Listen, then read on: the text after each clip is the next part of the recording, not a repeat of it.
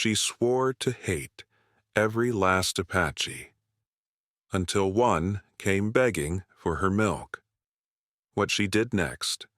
The isolated cabin was a world of one. It reeked of desperate loneliness, simmering grief, and a hatred as sharp as a rust-eaten spur. Inside, Sarah rocked her infant son, her movements a gentle lullaby that fought the storm raging outside. The wind howled like the war cries from her nightmares, the same cries she'd heard the day she watched her husband fall. Every gust was a ghost, every shadow a savage. She was a woman fixin' to shoot first and ask questions never. Then came a knock. Not the wind. It was hard, frantic, real. Her rifle was in her hands before her heart beat twice. She threw the door open, ready to face the devil himself. And there he was. An Apache warrior, his face a mask of rain and desperation. Her finger tightened on the trigger, but then her eyes fell to his arms. He wasn't holding a weapon. He was holding a child, a baby no older than her own, its cries swallowed by the storm. She'd sworn to kill any Apache who trespassed on her land. But could she let his child starve at her feet? The cabin was a tiny defiant fist clenched against the teeth of the storm. Outside, the wind screamed across the Arizona frontier, a raw and mournful sound that clawed at the new chinked logs and rattled the single glass pane of the window.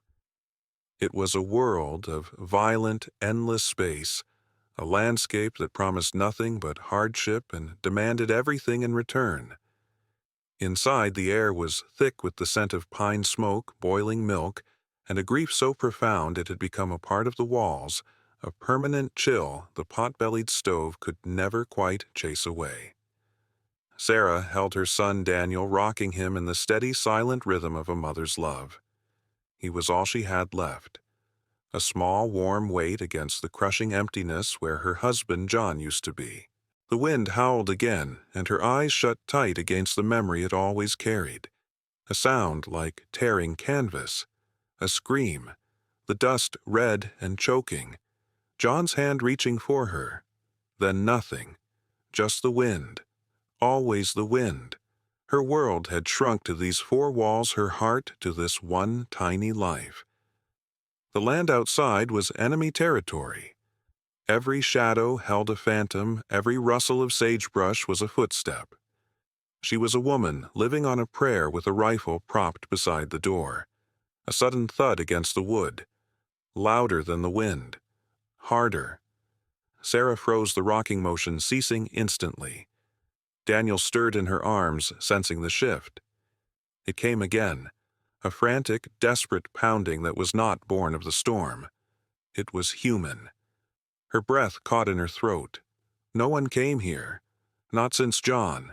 Her heart hammered against her ribs, a frantic drumbeat of pure animal fear.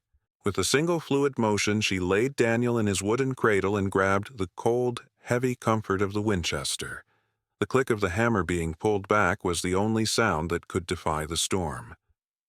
"Who's there?" She called out, her voice a raw, tight thing she barely recognized. No answer, only another desperate slam against the door.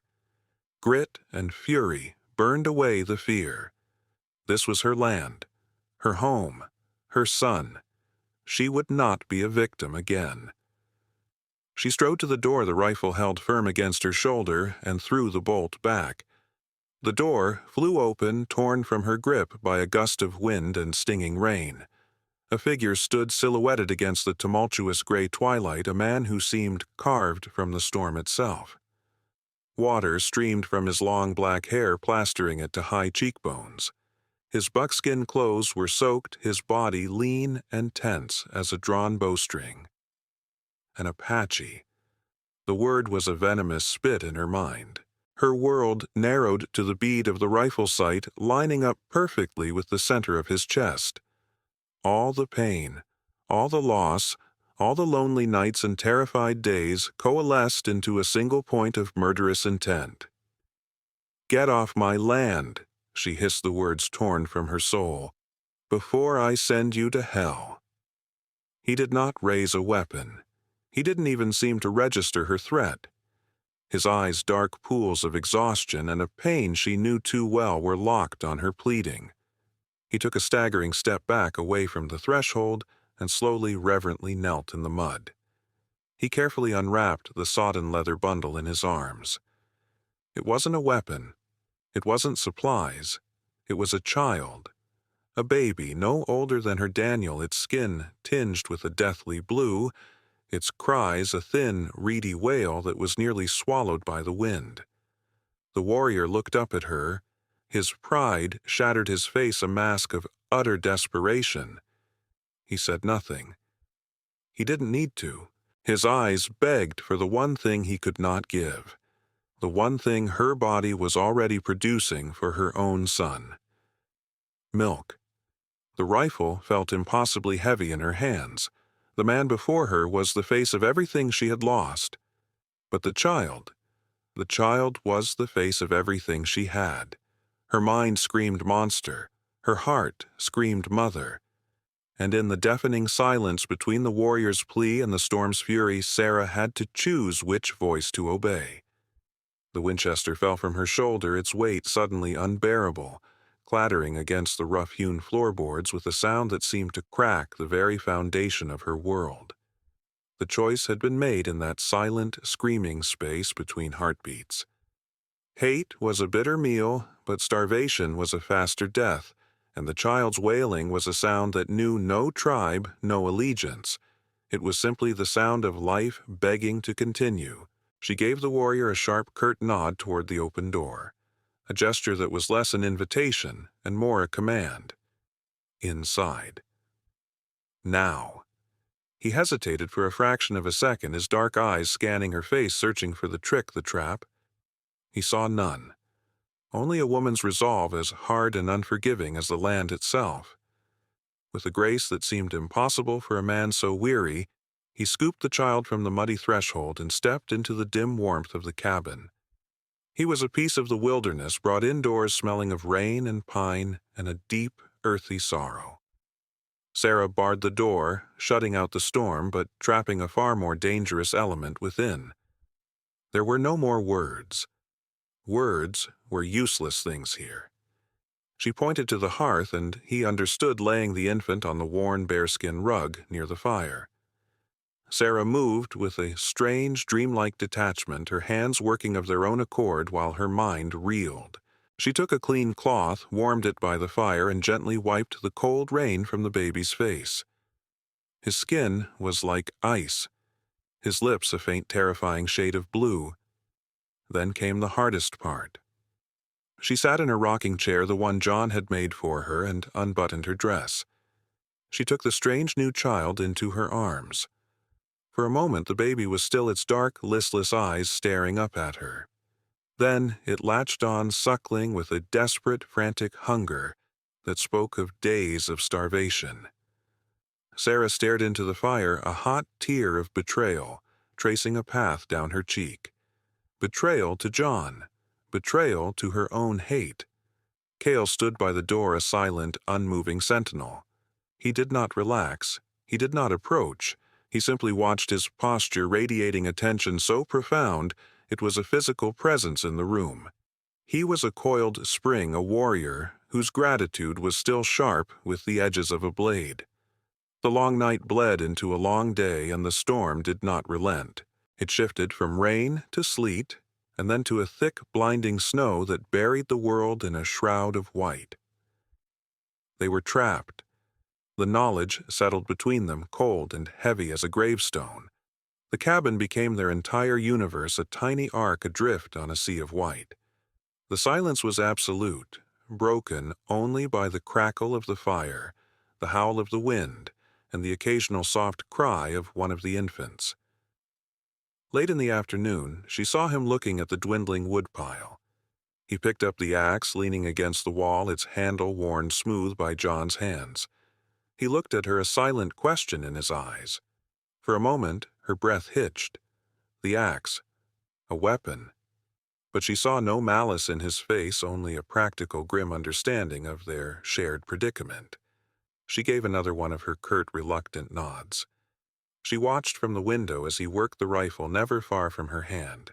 He moved with a powerful, efficient rhythm, the axe rising and falling, splitting the logs with clean, sharp cracks that were swallowed by the swirling snow.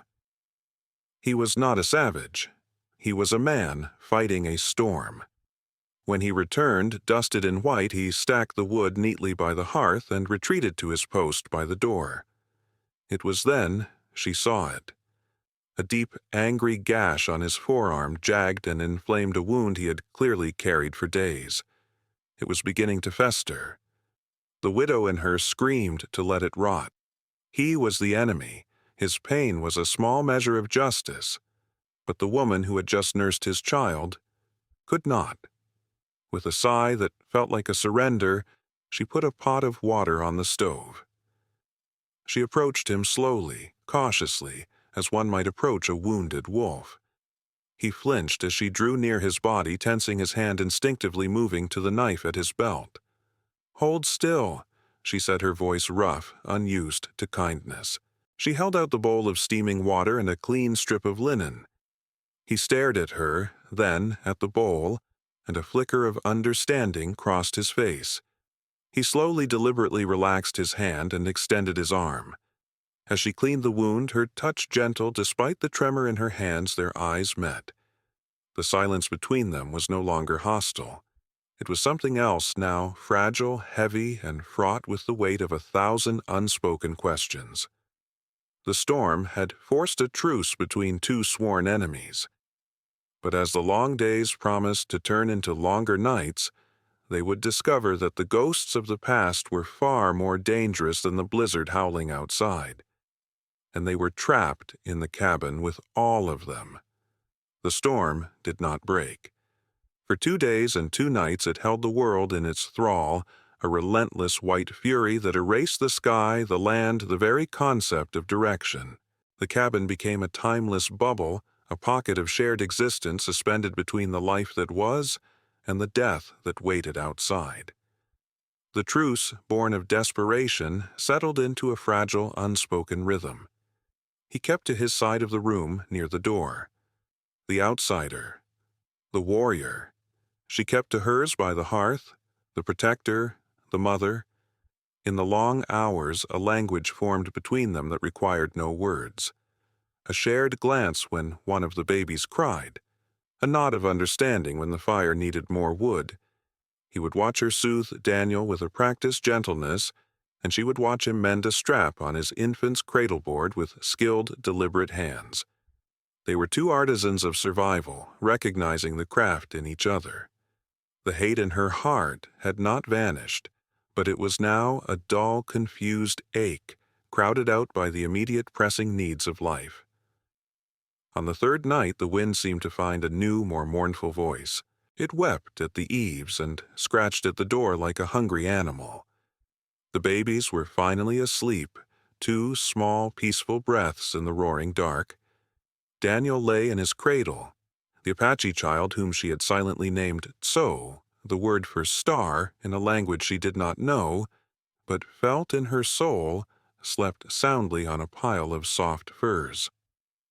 Sarah sat in her rocking chair, her gaze lost in the hypnotic dance of the flames. The firelight threw long, flickering shadows that made the small cabin feel like a confessional. She reached beside her and opened a small cedar box, her secret heart. From it, she pulled a small, crudely carved wooden horse. John had been whittling it for Daniel the week before he died. Its lines were simple, its form unfinished, just like their life together. She clutched it in her palm, the wood worn, smooth by her own tears, and a grief she had held back for days finally breached her defenses. A single silent tear carved a hot path through the grime on her cheek. She thought she was alone in her sorrow. But across the room, Kyle saw. He saw the tremble in her shoulders, the way she clutched the small object as if it were a prayer. He recognized the sacred silent language of grief. He sat still for a long time, a statue of shared pain. Then, slowly, he reached into a small pouch at his belt. He did not pull out a knife or a stone for sharpening. He pulled out a bracelet. It was made of sky-blue beads and thin strips of porcupine quill woven into a pattern like a river flowing through a canyon. It was a woman's bracelet. He didn't look at Sarah. He just held it in his own large, calloused palm, his thumb stroking the beads in a slow, repetitive motion. A ritual of remembrance. In that moment, by the flickering firelight, they were no longer a white woman and an Apache man. They were a widow and a widower. Two ghosts haunted by the same loss, speaking the same silent language. A log in the fire collapsed, sending a shower of sparks up the chimney. The spell was broken. Sarah quickly wiped her face, ashamed of her weakness. But when she looked up, she saw Cale was looking at her, and his eyes held not pity but a profound, startling understanding. He put the bracelet away. He took a piece of charcoal from the hearth. On the dusty floorboards between them, he began to draw.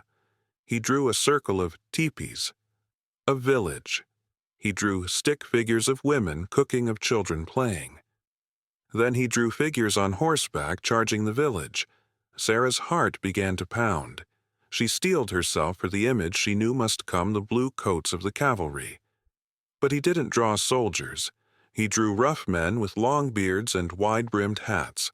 He drew rifles spitting fire. And then he drew a symbol on the saddle of the lead rider, a coiled snake eating its own tail. Sarah's blood ran cold. Her mind reeled back. The Circle Snake Gang, a pack of vicious outlaws, ex-miners, and rustlers who had terrorized the settlements for a season. The army had claimed to have scattered them. John had been the one to organize the ranchers against them. He had stood up to them. Cale's drawing continued. He drew his wife a slender figure with a bracelet on her wrist falling near their teepee. Then his finger moved across the floor to a space near where John would have been. He looked at Sarah, his eyes asking a question. The truth crashed down on her with the force of a physical blow, knocking the air from her lungs. It wasn't the Apache. It was never the Apache. It was them, the same men, the same monsters. Her hatred, the bitter pillar that had held her up for so long, crumbled into dust. The enemy she had mourned, the enemy she had just nursed, was in fact her brother in grief. She looked at the warrior, this man she had been ready to kill, and saw the only other person in the world who understood the depth of her loss. The wind outside began to die down the furious howl, softening to a low, weary moan. The first pale gray light of dawn was beginning to filter through the cracks in the walls. The storm was ending. But as she heard a new sound in the distance, the faint jingle of a bridle, the muffled tread of horses on fresh snow, Sarah knew the real siege was just about to begin. Dawn broke not with the warm promise of a new day, but with the cold, sterile light of a world scrubbed clean by snow. The storm had passed, leaving behind a profound and unnerving silence. Inside the cabin, the air itself had changed. The charcoal drawings on the floor, a testament to the lie she had lived, were a scar on the heart of their tiny sanctuary. The hatred that had been Sarah's constant companion was gone, replaced by a fragile, terrifying, and nameless emotion that felt dangerously like hope. She watched him as he stood by the window, staring out at the blanket of white. He was no longer a phantom from her nightmares. He was Cale, a man whose wife had been stolen by the same violence that had stolen her John. The enemy of her memory had become the mirror of her grief. She poured the last of the coffee into 2 tin cups. She walked across the room, her steps no longer hesitant, and placed 1 cup on the small table near him. It was a simple gesture, but it crossed a boundary wider than any canyon. It was an offering, an acceptance. He looked from the cup to her face, and his dark eyes held a flicker of surprise, a dawning gratitude. He gave a slow, solemn nod. That was when they heard it. A sound that cut through the new-fallen silence. The crisp crunch of shod horses on deep snow. The faint metallic jingle of military hardware. Instantly, the man of grief vanished, and the warrior returned. Cale's body went rigid, his hand flying to the knife at his belt. He moved away from the window, melting into the shadows of the cabin like a ghost, every muscle coiled for a fight. Sarah's heart leaped into her throat. She peered through the frosted glass. They were beautiful and terrible. A line of a dozen blue-coated soldiers on dark horses, stark figures against the blinding white of the ridge. They were not a rescue party. They were a hunting party. And the trail of the wolf had led them straight to her door. A single rider broke from the line, his horse kicking up plumes of snow as he trod a path towards the cabin. His uniform was immaculate, his posture ramrod straight. He dismounted with an air of arrogant authority, his gloved hand resting on the butt of his holstered pistol. Kyle shifted in the shadows, ready to spring. With a sharp, almost imperceptible shake of her head, Sarah motioned for him to stay put. This was a war that had to be fought with words first. She took a deep breath, opened the door, and stepped out onto the porch, her own rifle held loosely, non-threateningly in her hands. "Ma'am," the man said, his voice as crisp and cold as the morning air. "Lieutenant Davis, United States Cavalry. Apologies for the intrusion." His eyes, the color of pale ice, swept over her, taking in her disheveled state, lingering for a moment on the cabin door as if he could see right through it. Lieutenant Sarah replied, her voice steady, betraying none of the frantic pounding of her heart. "Quite a storm we had. What brings the Army out this way?" "We're tracking a hostile, ma'am. A renegade Apache. Name of Cale." Davis's lips twisted into a cruel smile. "He's a dangerous buck, wanted for raids and the murder of a settler family down south. Trail leads right here." Funny thing, the lie was so bald, so effortless, it stole her breath. Raid's murder. She looked at the man whose grief she had just shared and saw only a victim.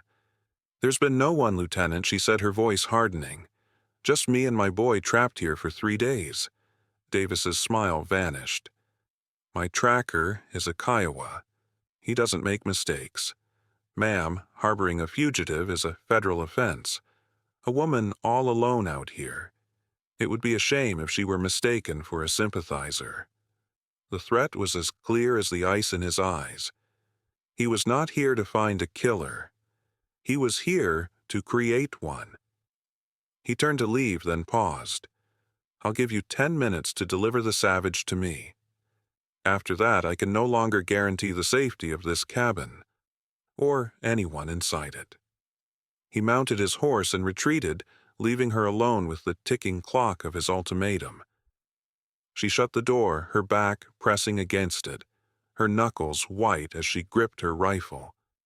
The world had come crashing back in. Cale emerged from the shadows, his face a grim mask. He had understood enough. He pointed to himself, then to the door, then made a gesture of running, of drawing the soldiers away. He would sacrifice himself to save her, to save the widow of a white man he had thought was his enemy. Sarah looked from his resolute face to the 2 cradles by the fire. Daniel and So, sleeping peacefully side by side, their breaths rising and falling in the same innocent rhythm. Brothers in all but blood. In the last 3 days, this cabin had ceased to be a tomb of grief. It had become a home, a strange, impossible, and fiercely precious home. And this man, this warrior, was its protector as much as she was its heart. They would not take her family. Not again. Her fear did not vanish. It was a cold, hard knot in her stomach. But something else rose to meet it, a rage as pure and unforgiving as the blizzard itself. She looked at Cale and shook her head, a single sharp motion. "No, you are not leaving." Lieutenant Davis checked his pocket watch, his patience wearing thin. 10 minutes. The time was up. He raised his hand to give the signal to advance. But he didn't know that inside the cabin the grieving widow was gone. In her place stood a mother. And she was about to show him the real meaning of a frontier war. 10 minutes. The words hung in the frigid air of the cabin, a death sentence delivered by a man in a clean blue coat. 10 minutes to extinguish the fragile flame of hope that had just been lit in the darkness of her grief. Sarah looked at Cale. The warrior was back, his eyes hard as flint, his hand resting on his knife. He nodded toward the door, a silent affirmation that he would go, that he would meet his death to spare hers. A noble gesture, a fool's gesture, an ending she would not allow. No, she whispered the word, a raw, unfamiliar thing on her tongue. It was the first word of true defiance she had spoken in a year. He stared at her, confused. She moved not with fear, but with a strange and terrible calm. She went to the cradle where her son Daniel slept and wrapped him in a thick wool blanket. Then she went to the hearth where the Apache child lay sleeping and did the same. As she swaddled the dark-haired infant, she paused. From a small hook on the mantelpiece, she took down a small wooden cross crudely carved by John's own hands. With a steady hand, she tucked it into the folds of the child's blanket. A shield, a claim, a baptism in the face of death. Cale watched his warrior's mind struggling to grasp her strategy. He saw no weapon in her hand, no plan for a fight. He saw only a woman preparing her children. He gave a slight, almost imperceptible nod. He would trust her. He would trust this strange, fierce magic she was about to wield. The heavy tramp of boots on snow began outside. The soldiers were advancing. Sarah took a deep, shuddering breath, a baby nestled in the crook of each arm. She unbarred the door and stepped out onto the porch into the blinding glare of the sun on snow. The line of blue coats halted. Rifles, half raised, lowered in confusion. They had expected a cornered animal, a gunfight. They did not expect this. A lone woman standing against them, armed only with the lives of 2 infants. "Time's up, Mrs. Miller," Lieutenant Davis barked, spurring his horse forward, his face a mask of cold impatience. "Send out the savage, or by God, we will burn this shack to the ground." Sarah's voice, when it came, was not the tremble of a frightened widow. It was the clear ringing sound of a church bell on a Sunday morning, a sound that cut across the snow and commanded the attention of every man present. "There are no savages here, Lieutenant," she declared, her gaze locking with his.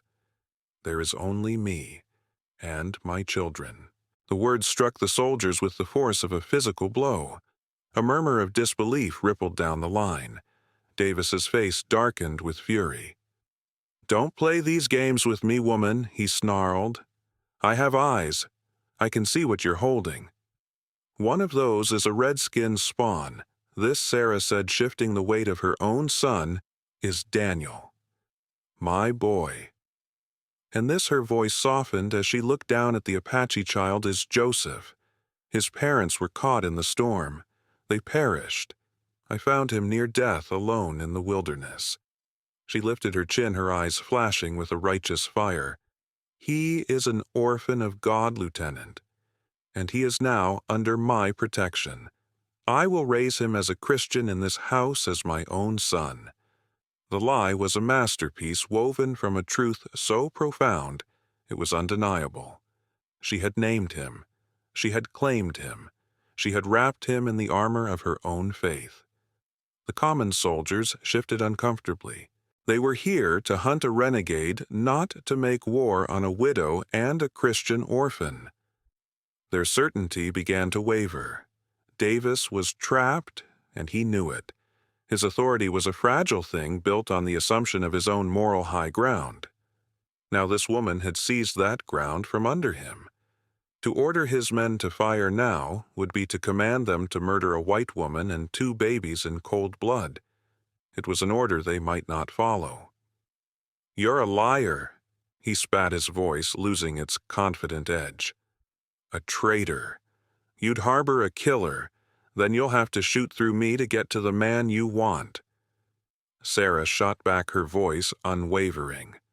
"You'll have to shoot through Joseph, and then you'll have to shoot through Daniel. Tell me, Lieutenant, will your men write that in their report, that they followed your orders and slaughtered a widow and 2 infants for the sake of your promotion?" She had won. The power had shifted. The siege was broken not by bullets, but by a mother's love. But as the standoff held a tense and silent tableau, a sharp crack echoed from the back of the cabin. A leaning stack of firewood artfully arranged by Kyle had toppled over, creating a sudden sharp diversion. Every soldier's head snapped toward the sound. Davis, his face contorted in rage, screamed, "It's a trick! He was right!" But it was too late. In that single moment of distraction, Cale slipped out the back of the cabin, a silent shadow against the snow, vanishing into the dense woods before the first soldier could even turn his horse. Davis realized he had been played. His prey was gone. He looked back at the porch at the woman who had single-handedly defeated his entire patrol. She had not moved. She stood there, a defiant statue of motherhood, her face calm, her eyes holding his. She had won the battle with weapons no soldier could ever understand. Kyle was running free. But as Sarah watched the lieutenant's face twist from fury into a mask of pure, vengeful hatred, she knew this was far from over. He had lost his prize, and now he would demand a different kind of payment. He would demand hers. The hatred in Lieutenant Davis's eyes was a physical thing, a promise of future violence. But for now he was beaten. His men shifted in their saddles, their gazes averted, unwilling to meet his or Sarah's. The moral high ground she had seized was a fortress he could not breach. His authority, built on fear and a blue uniform, had crumbled before a power he did not understand. With a final venomous glare that was a curse all its own, he wrenched his horse around. "This isn't over, Mrs. Miller," he spat the words, carrying across the snow. "The law has a long memory. And so do I." Sarah held his gaze, her heart a steady drum against her ribs. "The Lord has a longer one, Lieutenant," she called back, her voice calm and clear. "You'd do well to remember that." He gave no reply. With a sharp, angry command, he led his men away, a line of blue, retreating against the white, their mission a failure, their righteous cause revealed as a hollow lie. They vanished over the ridge, leaving behind only the trampled snow and a profound, ringing silence. Sarah stood on the porch for a long time, the weight of the children in her arms the only thing anchoring her to the earth. Then she turned and went back inside. The cabin felt vast, empty. His presence, which had at first been a terrifying intrusion, had become a quiet, grounding force. Now its absence was an ache. On the rough-hewn table where she had placed his cup of coffee lay the sky-blue beaded bracelet.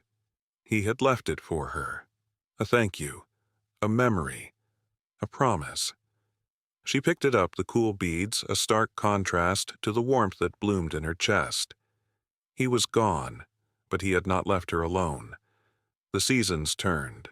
The great snows of that long winter melted, feeding the creeks and turning the prairie into a riot of Indian paintbrush and wild bluebonnets. Sarah worked the land with a strength she didn't know she possessed. She mended the fences John had built, planted a garden, and learned the rhythms of the earth not as an intruder, but as a partner. The ghosts of her past did not vanish, but they grew quiet, their sorrowful whispers replaced by the boisterous laughter of two growing boys. Daniel, with his hair like corn silk, and eyes the color of a summer sky. And Joseph, whom she still called Cho, in the quiet of her heart, with hair like a raven's wing, and eyes that held the deep, watchful wisdom of the warrior who had been his father. They were brothers.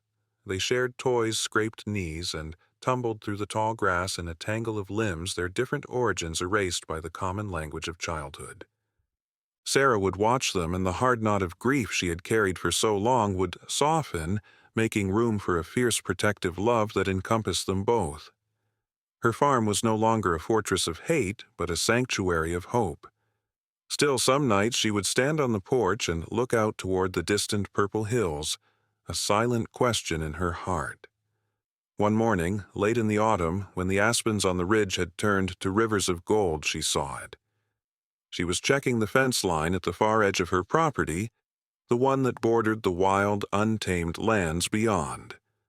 Tied to the very top post, the one that faced the hills, was a single, perfect eagle feather.